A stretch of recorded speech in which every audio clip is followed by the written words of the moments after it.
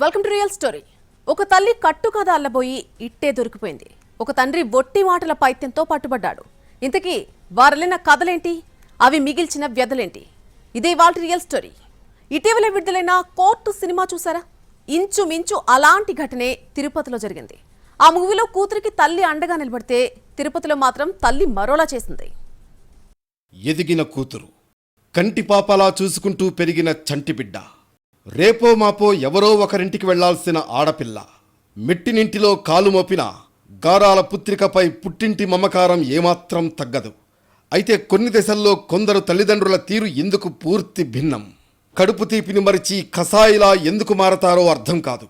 కనీ పెంచి పెద్ద చేసిన తల్లిదండ్రుల గుండె ఎందుకంత మొద్దుబారిపోతుందో బోధపడదు. చిన్నప్పుడు కాసేపు కనబడకపోయినా ఇల్లంతా తిరిగి ఊరంతా వెతికే తల్లిదండ్రులే అత్యంత కర్కశంగా కానరాని లోకాలకు పంపించేస్తున్నారు. పిచ్చెక్కిన ప్రేమ అనుకోవాలా? తిరుపతిలో ఒక తల్లి కాబోతున్న తన కూతురును ఘోరాతి ఘోరంగా చంపింది. కూతురు కడుపుతో ఉంటే తల్లి ఎంతగానో సంతోషిస్తుంది. పురుడు పోయడం నుంచి కాన్పు తర్వాత కూడా జాగ్రత్తగా చూసుకుని తల్లి బిడ్డను క్షేమంగా వారింటికి పంపించే వరకు కంటికి రెప్పలా చూసుకుంటుంది. కానీ తిరుపతిలో ఓ తల్లి మాత్రం రాకాసి పూనినట్లు రెచ్చిపోయింది. అబార్షన్ అయ్యేలా చేసింది. డెలివరీ డేట్ దగ్గర పడుతున్న టైంలో కడుపులోని మగబిడ్డను చంపేసింది. అక్కడితో ఆగలేదు కసాయి తల్లి. బిడ్డను చంపేసింది. అత్యంత దారుణంగా హత్య చేసింది. ఆగమేఘాల మీద దహనం చేసింది. తర్వాత కొత్త నాటకాలాడింది. ఏమీ ఎరుగని అమాయకురాలిలా ఏడ్చింది. తన బిడ్డ చనిపోయిందంటూ డ్రామాలాడింది. బిడ్డ కడుపులోని బిడ్డను చంపింది ఈ కర్కశ తల్లి. ఇప్పుడు కటకటాలు లెక్కిస్తోంది.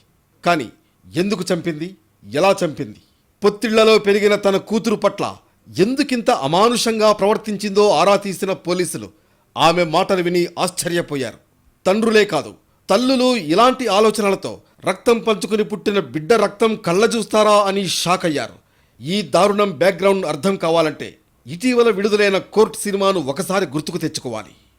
కోర్టు మూవీలో అమ్మాయి అబ్బాయి ప్రేమించుకుంటారు. అమ్మాయి మైనర్, అబ్బాయి మేజర్.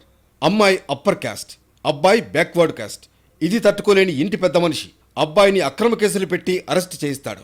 అన్నింటికి మించి పోక్సో కింద కేసు నమోదు చేయిస్తాడు. ఫైనల్ జడ్జిమెంట్తో ఇక హీరో జీవితం జైలు పాలు అనుకునే టైంలో ఒక యువ లాయర్ వచ్చి కేసు మొత్తాన్ని రివర్స్ చేస్తాడు. న్యాయం ఎవరిదో అన్యాయం ఎవరిదో తేలుస్తాడు. చివరికి అసలు నిందితులు బోనెక్కుతారు. ప్రేమ జంటకు న్యాయం జరుగుతుంది. కానీ తిరుపతి జిల్లా చంద్రగిరిలో జరిగిన ఘటనలో అన్యాయం జరుగుతుంది. చివరికి ప్రాణమే పోతుంది. సొంత తల్లే తన కడుపున పుట్టిన బిడ్డను, ఆ బిడ్డ కడుపులోని మరో బిడ్డను చంపేసి అమాయకురాలిలా నాటకాలాడింది. తిరుపతి జిల్లా చంద్రగిరి మండలం మిట్టపాళెం గ్రామం. ఇతని పేరు అజయ్. ఈ అమ్మాయి పేరు నిఖిత. అజయ్ స్వగ్రామం రామచంద్రాపురం మండలం నెత్తకుప్పం. చిన్నతనంలోనే తల్లి చనిపోయింది. దీంతో చంద్రగిరి మండలం మిట్టపాళెంలో నాన్నమ్మ దగ్గరే ఉంటూ ఇంటర్ వరకు చదువుకున్నాడు. నరసింగాపురంకు చెందిన సుజాత, కిషోర్ దంపతుల కుమార్తె నిఖిత 10వ తరగతి. ఇద్దరి పరిచయం ప్రేమగా మారింది. 3 ఏళ్లుగా ప్రేమలో ఉన్నారు. పెద్దలు వీరి పెళ్లికి ఒప్పుకోలేదు. దీంతో ఏడాది క్రితం ఇద్దరు గుడిలో పెళ్లి చేసుకుని కాపురం పెట్టారు. దీంతో అమ్మాయి తరఫు ఇంట్లో అగ్నిపర్వతం బద్దలైనట్లయింది. నిఖిత తల్లి సుజాత ఫిర్యాదుతో పోలీసులు ఆ జంటను వెతికి పట్టుకుని పోలీస్ స్టేషన్కు తీసుకొచ్చారు.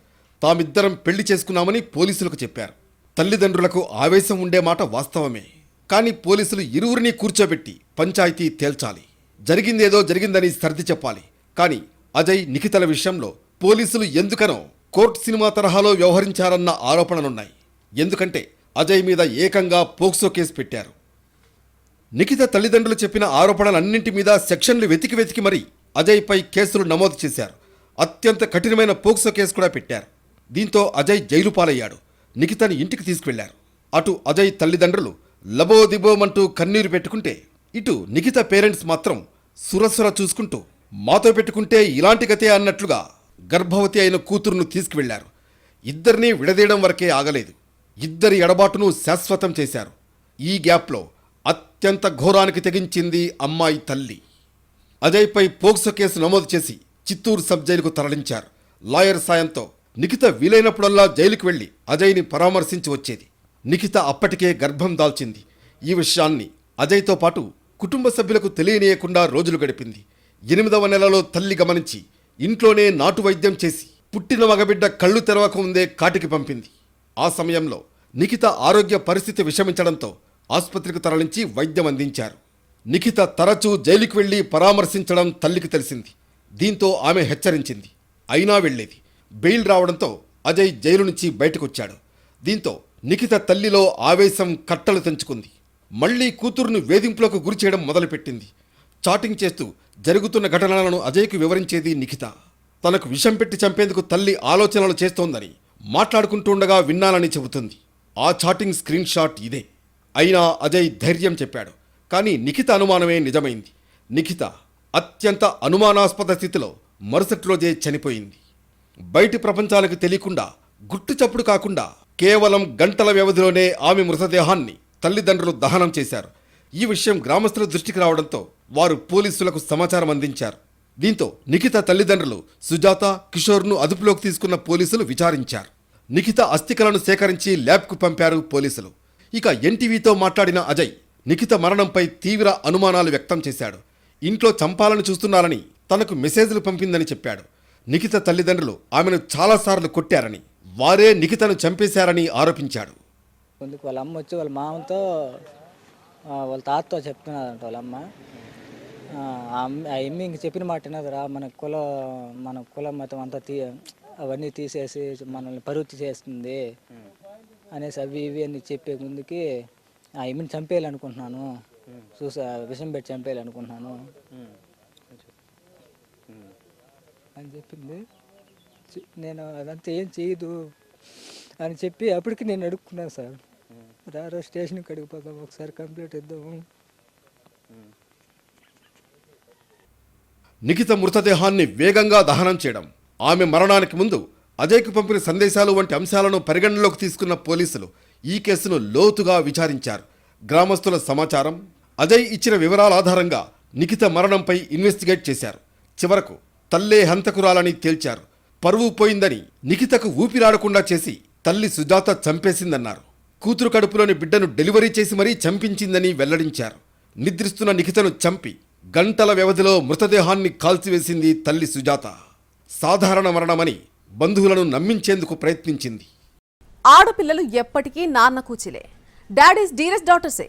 కానీ ఒక తండ్రి ప్రాణానికి ప్రాణమైన కూతురు ప్రాణం తీసేశాడు. గుట్టు చప్పుడు కాకుండా నేరం చేసి కట్టుకదలల్లాడు. అల్లారు ముద్దుగా పెంచి ఒక అయ్య చేతిలో పెట్టాల్సిన తండ్రి ఎందుకు ఇలాంటి కిరాతకానికి పాల్పడ్డాడు? ఇతని పేరు ముఖేష్ సింగ్. ఆర్మీలో పనిచేసి రిటైర్ అయ్యాడు. ఇక్కడ కనిపిస్తున్న అమ్మాయి ఇతని కూతురు. పేరు సాక్షి. ఈ తండ్రి కూతుళ్లది బీహార్లోని సమస్తీపూర్. అందరు తండ్రుల్లాగే ఇతనికి బిడ్డ అంటే వల్లమాలిన ప్రేమ. పాప పుట్టినప్పుడు పండుగ చేశాడు. తనకు కూతురు పుట్టిందని సంబరంగా చెప్పుకున్నాడు. మంచి స్కూల్లో చేర్పించాడు. ఆమెకేదీ కొదవ లేకుండా పెంచాడు. కూతురు సాక్షికి నాన్నంటే చాలా అభిమానమే. డాడీనే హీరో. తండ్రి అంటే తనయకు, తనయ అంటే తండ్రికి ప్రాణానికి ప్రాణం. ముఖ్యంగా పాపకు కాలిలో ముళ్ళుగుచ్చుకున్నా తల్లడిల్లిపోతాడు ముఖేష్ సింగ్. ఏ కండ కోసినా, గుండె చీల్చినా కూతురుపై ప్రేమను నిండా నింపుకున్న ఈ తండ్రి అదే కూతురును ఖండఖండాలుగా ఖండించాడు. మీరు విన్నది నిజమే. పాపే ప్రపంచంగా బతికిన ఈ తండ్రి పాపనే ప్రపంచంలో లేకుండా చేశాడు. ప్రాణానికి ప్రాణంగా ప్రేమించిన తన పాపాయి ప్రాణాన్నే తీశాడు. పాపకు కంట్లో నలుసుపడినా దిక్కులు దద్దరిల్లేలా అరిచే ఈ తండ్రి కూతురును ముక్కలు ముక్కలుగా నరికాడు. ఎదిగిన కూతురును చంపడమే కాదు, చంపిన తర్వాత చిత్ర విచిత్ర వేషాలు వేశాడు. అప్పటికప్పుడు పోలీసులకు కట్టుకథలు వినిపించాడు. గారాల కూతురును ఎందుకింత దారుణంగా చంపాడు? ఆమె చేసిన పాపమేంటి, నేరమేంటి? కూతురు ప్రేమ కంటే ఇతనికి ఏది ఎక్కువైంది? ఆమె ప్రాణం కన్నా ఇతనికి ఏది ప్రాణప్రదమైంది? ఈ బీహార్ శాడిస్ట్ తండ్రి కన్న కూతురుని ఎందుకు చంపాడో, ఎలా చంపాడో తెలిస్తే ప్రతి తండ్రి గుండె మండిపోతుంది. ఈ ఫోటోలో ఉన్న యువతి పేరు సాక్షి. రిటైర్డ్ ఆర్మీ అధికారి కూతురు. సమస్తీపూర్లో ఉంటున్న ఈ అమ్మాయి తన కాలనీలోనే ఉండే ఓ యువకుడిని ప్రేమించింది. కాలేజీ రోజుల నుంచే అతడితో ప్రేమలో ఉంది. ఇరువురు ప్రేమ వ్యవహారాన్ని తల్లిదండ్రులకు చెప్పారు. కానీ ఇరు కుటుంబాలు వీరి లవ్ మ్యారేజ్కు ఒప్పుకోలేదు. ముఖ్యంగా అమ్మాయి తండ్రి ముఖేష్ సింగ్ రగిలిపోయాడు. అతని కులం వేరే అంటూ భగభగ మండిపోయాడు. దీంతో మార్చి 4న ఆ యువకుడితో ఢిల్లీకి వెళ్ళిపోయింది సాక్షి. అక్కడ రీల్స్ చేస్తూ సోషల్ మీడియాలో అప్లోడ్ చేసేది. తామిద్దరం సంతోషంగా ఉన్నామని సంతోషిస్తూ వీడియోలు పోస్ట్ చేసేది. అసలే కూతురు మరో క్యాస్ట్ వాడితో పారిపోయిందని మండిపోతున్న ముఖేష్ సింగ్ ఈ రీల్స్ను చూసి తట్టుకోలేకపోయాడు. బంధువుల దగ్గర పరువు పోతోందని తెగ ఫీల్ అయిన ముఖేష్ సింగ్ ఎలాగైనా తన కూతురును తన దగ్గరకు రప్పించుకోవాలని అనేక ఐడియాలు వేశాడు. మేనమామ అయ్యే వ్యక్తిని యువతి దగ్గరకు పంపించాడు. అతను వారితో సామరస్యంగా మాట్లాడి తిరిగి సమస్తిపూర్కు తీసుకొచ్చాడు. వారం రోజుల తర్వాత కూతురు సాక్షి ఇంటికి చేరుకుంది. ఆమె ఇల్లు చేరడంతో బంధువులంతా ఈ సమస్య సమసిపోయిందని అనుకున్నారు. తండ్రి హ్యాపీ అని భావించారు. కానీ జరిగింది వేరు. ఇంటికొచ్చిన కొద్ది రోజుల తర్వాత నుంచి సాక్షి మళ్లీ కనిపించకుండా పోయింది. అటు చూస్తే యువకుడు కూడా ఊళ్ళో లేడు. సాక్షి కనిపించకపోవడంతో తల్లి కంగారు పడింది. ఇంట్లోనే ఉన్న బిడ్డ సడన్గా ఏమైందని టెన్షన్ పడింది. అమ్మాయి కనిపించడం లేదని తండ్రి ముఖేష్కు చెప్పింది. దీంతో ముఖేష్ కూడా అయ్యో అంటూ ఊరంతా కలియదిరిగాడు. అయినా స్థానికులు తండ్రినే అనుమానించారు. లవర్తో వెళ్లిపోతుందన్న అనుమానంతో ఎక్కడో చోట దాచిపెట్టి ఉంటాడని అనుకున్నారు. దాచిపెట్టడం కాదు, పాతి పెట్టడానికి ప్రాణమే తీశాడని తెలిసి ఆ కాలనీ అంతా షాక్ అయింది. కూతురు మళ్లీ ఇంట్లోంచి వెళ్లిపోయిందంటూ తండ్రి ముఖేష్ సింగ్ భార్య సహా అందరినీ నమ్మించే ప్రయత్నం చేశాడు. సాక్షి తల్లికి అనుమానం వచ్చి పోలీసులకు ఫిర్యాదు చేసింది. ముఖేష్ను పోలీసులు విచారించగా ఎమోషనల్ డ్రామాలు ఆడాడు. ఈలోపు ముఖేష్ ఇంట్లోని బాత్రూం నుంచి దుర్వాసన రావడంతో అసలు విషయం బయటపడింది. బాత్రూం నుంచి సాక్షికి సంబంధించిన ముక్కలైన డెడ్ బాడీ లభించింది. ఇది చూసి అందరూ స్టన్ అయ్యారు. పోలీసులు ఎదుట తండ్రి ముఖేష్ నిజం ఒప్పుకున్నాడు. తానే కూతుర్ని కడతీర్చినట్లు అంగీకరించాడు. కూతుర్ని చంపాక ఆ యువకుణ్ణి కూడా చంపేందుకు ముఖేష్ ప్రయత్నించాడని, కానీ సమయానికి ఆ యువకుడు ఊర్లో లేకపోవడంతో ప్రాణాలతో బయటపడ్డాడని పోలీసులు వెల్లడించారు. అటు ముఖేష్ను పోలీసులు అరెస్ట్ చేశారు. కూతురంటే ఆరో ప్రాణమని అందరికీ చెప్పే ముఖేష్ సింగ్కు కులం కంటే ఏదీ ఎక్కువ కాదు. చివరికి కూతురు కూడా. రంగు, రూపు, రుచి, వాసనాలని క్యాస్ట్ ముందు బిడ్డ ప్రాణం ఒక లెక్కే కాదు. కులమనే హాలాహలాన్ని నిలువెల్లా నింపుకున్న ఈ మాజీ ఆర్మీ అధికారి తానొక దేశభక్తుడిలా బిల్డపిస్తాడు. కానీ దేశమే భిన్నత్వంలో ఏకత్వమై ప్రపంచానికి మార్గదర్శిగా నిలిచిందని మాత్రం మరిచిపోయాడు. కులం తక్కువవాడిని ప్రేమించిందని, పెళ్లాడిందని కూతురును ముక్కలుగా చేశాడు. చివరికి జైల్లో చిప్పకూడు తింటున్నాడు. సమాజాన్ని ఇప్పటికీ పట్టి పీడిస్తున్న మౌఢ్యం ఏదైనా ఉందంటే అది కులదాఢ్యమే. పాయిజన్ అయినా బాడీ అంతా పాకడానికి సమయం పడుతుంది. కానీ పక్కోడిది ఫలానా కులమని తెలిస్తే క్షణాల్లో కుల విషం నరనరాల్లో పాకిపోతుంది.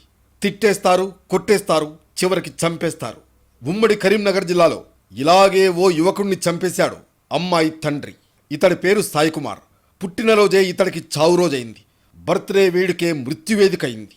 సంతోషంగా ఫ్రెండ్స్తో పార్టీ చేసుకుంటుండగా ప్రేమించిన అమ్మాయి తండ్రి వచ్చి ఏకంగా గొడ్డలితో నరికి చంపాడు. సాయి కుమార్ది పెద్దపల్లి జిల్లా ఎలిగేడు మండలం ముప్పిరితోట. తల్లిదండ్రులు పరశురాములు, జ్యోత్స్న. ఈ యువకుడు స్థానికంగా ఓ అమ్మాయిని ప్రేమించాడు. ఈ విషయం అమ్మాయి తండ్రికి తెలిసింది. వద్దని అమ్మాయి తండ్రి ఇద్దరినీ వారించాడు. మన కులం వాడు కాదని వద్దని చెప్పాడు. ప్రేమకు కులం ఏముంది, అతనైతే తనను బాగా చూసుకుంటాడని వాదించింది. అయినా పరువు పోతుందని తిట్టాడు. కూతుర్ని మందలించాడు. ఎన్నిసార్లు చెప్పినా వినిపించుకోకపోవడంతో యువకుణ్ణి హత్య చేయాలని ప్లాన్ చేశాడు. పక్కా పథకం ప్రకారం రెక్కీ చేశాడు. అతడు ఎప్పుడు ఎక్కడ ఉంటాడో తెలుసుకున్నాడు. బర్త్డే కావడంతో ఫ్రెండ్స్తో పార్టీ చేసుకుంటున్నాడని తెలుసుకున్నాడు. గ్రామంలోని వెంకటేశ్వర స్వామి ఆలయం దగ్గర రాత్రి సమయంలో సాయి కుమార్ తన స్నేహితులతో ఉన్నాడు.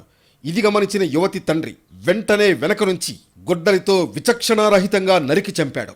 అక్కడికక్కడే సాయి కుమార్ ప్రాణం విడిచాడు. ఈ ఘటనతో అక్కడున్న వారంతా భయంతో పరుగులు పెట్టారు. అబ్బాయిది బర్త్డే, అమ్మాయి ఉన్న అబ్బాయి ఇద్దరు పోయి కేక్ కట్ చేసినాక మళ్ళీ ఈవినింగ్ టైంలో ఇక్కడ వాళ్ళు ఫ్రెండ్స్ ఇట్లా సెలబ్రేషన్ చేసుకుందామని ఆడ కూకున్నారు. బండి మీద వచ్చి దాడి చేసిండు. అయితే ఈ అమ్మాయిని అబ్బాయి కలిసినాక మధ్యాహ్నం 1 గంట నుంచి వెళ్ళి ఈ హత్యకు ప్రణాళిక పన్నితే నాకు కొంచెం సమాచారం వచ్చింది. నేను కొంచెం ఎట్లా ఉండాలా, జాగ్రత్త ఉండాలని చెప్పిన. అయితే వీళ్ళు దాదాపు ఒక 10-15 మంది విలేజ్లో కెనాల్ పొంటి ఉన్న ఒక గుడిసెలో అక్కడ సమావేశమయ్యారు, తాగిర్రు.